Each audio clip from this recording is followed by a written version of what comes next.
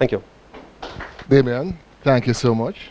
That was probably one of the best analyses I've ever heard of the Jamaica Debt Exchange. One of the reasons why CaPRI was set up was to put research ahead of simply anecdotal conversations. And it's evident that we are achieving some things along the way. I'd like to, at this point, just recognize the fact that the chairman of CaPRI, Dr. Marshall Hall, is unavoidably absent this morning, and he sends his apology. And I'd also just like to context that I'm not just here with Jamaica National, but also as a member of the CaPRI team, being its deputy chair. And I couldn't have you all here and not remind you of the fact that CaPRI does cost some money to run. And I think it's important that we should ensure that this kind of solid research and the sort of demystifying of the economics of the country and other areas that we deal with it. And so within CaPRI, we do have a corporate circle which provides members with specific advantages in terms of information and participation and discussion. So once again, thank you, Damien. I want to mention some of the people who are involved in this debt exchange, the real people who are in the engine room, if you wish. Pamela McLaren is right here. Pam, let us see who you are. This is Pamela McLaren. I know this man don't want to be recognized, but Peter Moses, Citigroup. Right? These are the people who worked in the engine room. And of course, I just want to recognize Mr. Christopher Zaka, Special Assistant to the Prime Minister, who is here with us this morning. Lots of other really good people, PIOJ, Dr. Clark, and I won't get into trouble any further. Now we're going to move into some question and answers. Damien really demystified a lot of things. The idea of government just spending recklessly, I think he dealt with. He touched on the issues of what happens outside of the central government, and for many of you, he spoke about identifying the risk before they get on a balance sheet or before they materialize. So we can all think about Mount Russell, the railway to come. What's the other fancy project? You have a number of, Chris, you know them. Cayman's IT Park, airport in Duckenfield. All these are things that we need to think about, because these are the things that Damien is referring to without naming them specifically. So without any further ado, let's take some question and answers.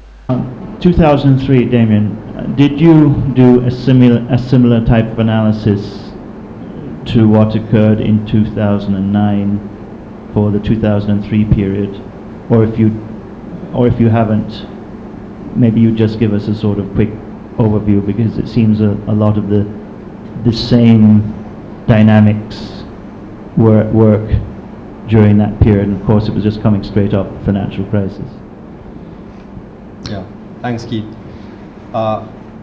Keith is referring to the fact that the same difficulty in servicing debt that manifested itself in the 2009-2010 fiscal year actually presented itself in 2003-2004, when once again there was a crisis in terms of the government's stretching its resources all the way to the limit to be able to service debt in that year.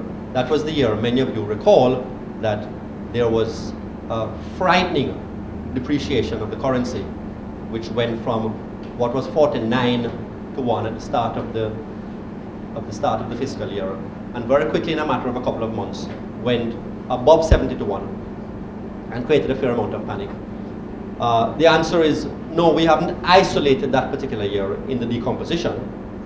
We wanted just to use the averages we did to be able to understand the trends, but it really is a simple arithmetic exercise to do so and isolate that particular year and to see if the same factors were at work. Before I turn the microphone back over to the audience, let me say a word myself about Roy Collister, because it occurs to me that as we are here, what we're engaged in is an exercise of public service. CaPRI, by constitution, is involved in public service, and of course all of you, by virtue of your presence and interest, since you have businesses to go back and run, are here as an exercise of public service. And so it really is quite appropriate that we use this opportunity to recognize a business person who, more than many others, had a very deep sense of public service and contributed enormously to the formation of the private sector organization of Jamaica, and contributed in other ways as well to public service. So I think it's appropriate we all acknowledge Roy's contribution. Thank you, Damien. Just to add that I should say, by the way, that this is an interest and tradition that is continued by Keith himself, right, who is here this morning and is a founding associate of CaPRI. I think it was a very good presentation, as echoed by the chairman. There are a few things that you really clarified, and I won't mention them, but you know, it has been said all the time, you know, we're borrowing to pay debt, and I think you managed to clarify that. However, I'm interested in the predictive nature of your model. You use the budget to anticipate what the end of the fiscal year would be like. And you indicated that housekeeping will probably will be quite fine. And in terms of the other factors, we should have, you know, there will be no worries in relation to interest payments and in relation to revaluation. However, given the dynamic nature of the world, how we factored in oil prices, how we factored in the recovery, the world recovery, how we factored in what is happening now in terms of a revaluation of the Jamaican dollar and the impact that this is likely to have on the economy. Thank you very much for the question. Let me be very clear that what we presented in terms of our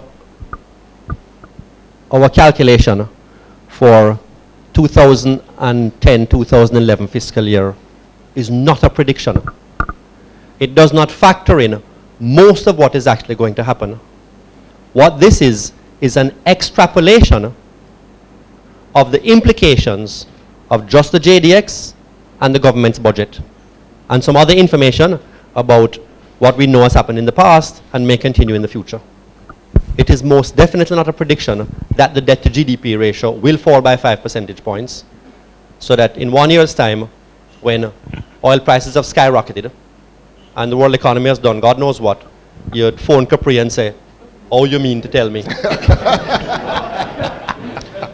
We're just working out here the implications of the factors that we've been discussing move the debt around.